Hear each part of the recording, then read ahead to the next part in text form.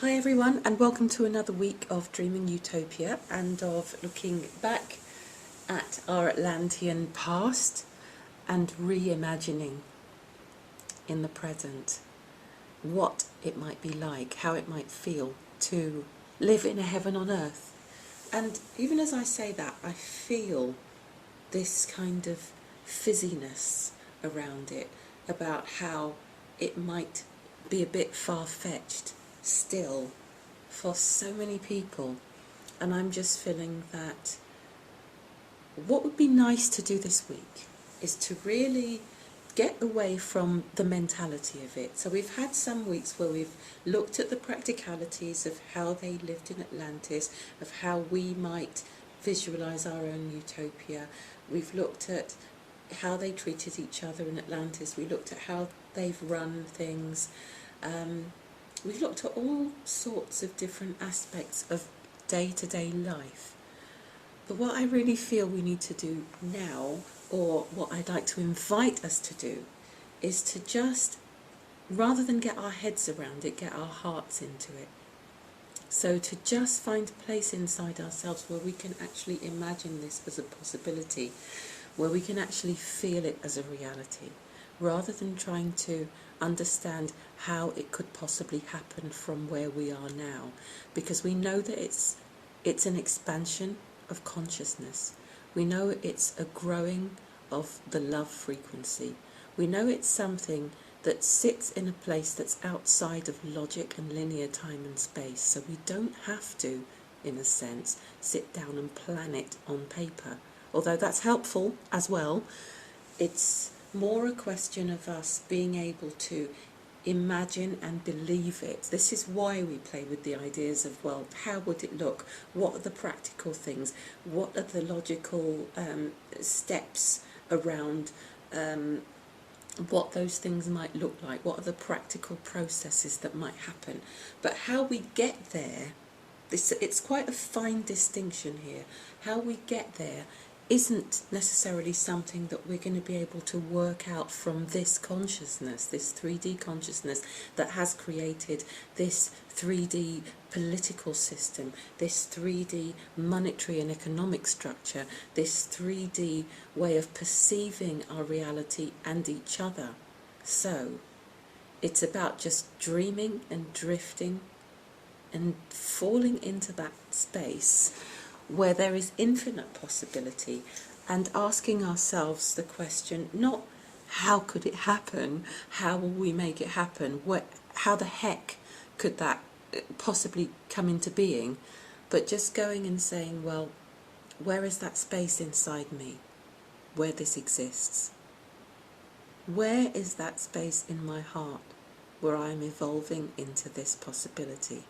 Where is that space in the collective consciousness that I can connect with, where there are many others like me who are drifting into that possibility? Where is that space where already on Earth there are so many who are already embracing that possibility as a reality?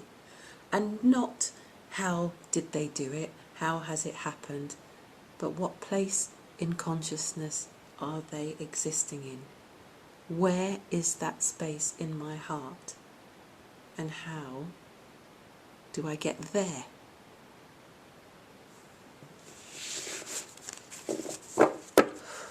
Right, okay, so let's just shuffle the cards. And again, it's not about not being practical, but it's about realizing that there's only so much that we can do from where we are now.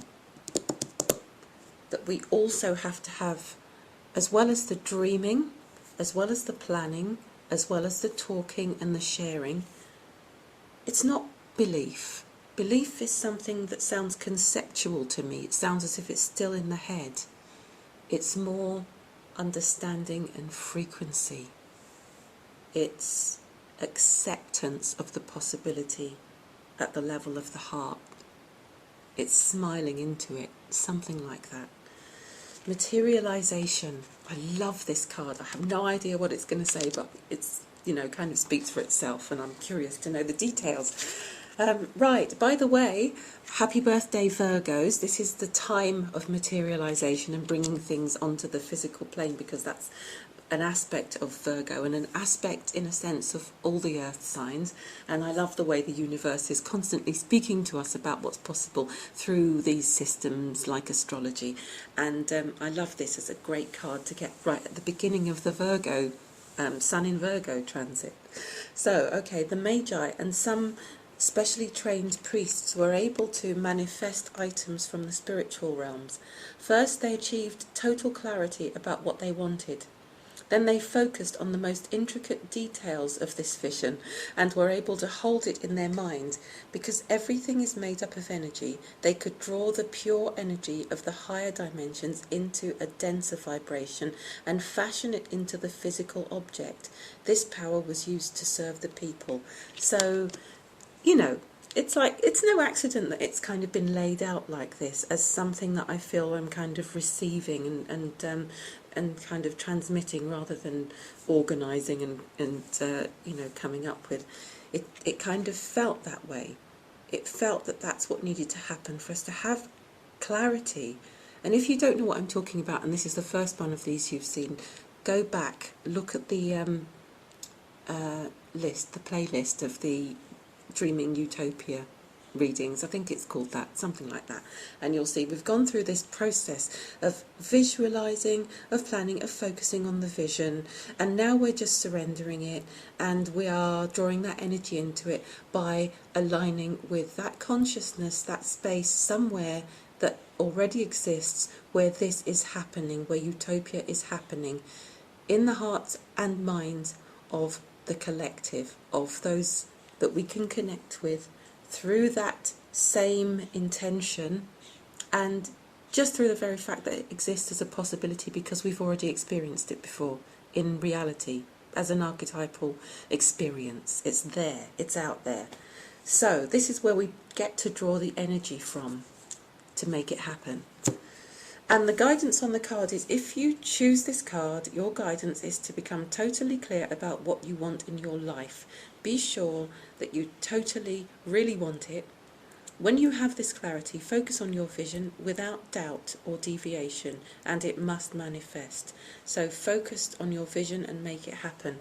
And I just want to say, once again, yes, this is a great time to do this, and it's also a great time to heal anything that prevents you from doing it or that you perceive as preventing you from doing it. So that's personal and it's collective as well. So dream your own personal utopia and make this a really powerful week for manifesting something that's really special and important to you. Maybe something creative, because we're just coming out of Leo, which was all about the heart, and we're just on the cusp, so we can still feel that heart energy in a very dynamic way. So it's a nice combination, heart and manifestation. So enjoy that, everyone. Have a great week, and I'll see you again next week. Bye.